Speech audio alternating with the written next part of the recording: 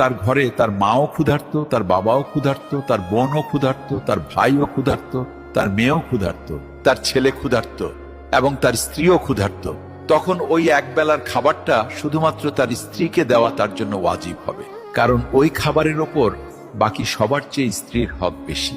অর্থাৎ স্ত্রীর উপর খরচ করা স্বামীর জন্য সদকাও, ইবাদতও, আবার দায়িত্ব। কারণ স্ত্রী হলো এমন এক আত্মীয় যে আপনার রক্তের সম্পর্ক নয়, কিন্তু তার বিশ্বস্ততা দেখুন কত গভীর। মা, বাবা, ভাই বোন আপনার নিজের রক্ত, কিন্তু স্ত্রী হলো এমন এক সম্পর্ক যা আপনার ভাগ্যে বা নসিবের মাধ্যমে আপনি পান।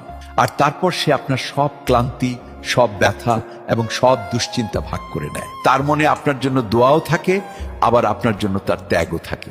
আর আল্লাহ এই সম্পর্ক নিয়ে বলেছেন, নারীরা তোমাদের জন্য পোশাক স্বরূপ আর তোমরা তাদের জন্য পোশাক স্বরূপ। অর্থাৎ স্বামী ও স্ত্রী একে অপরের সাহারা, ইজ্জত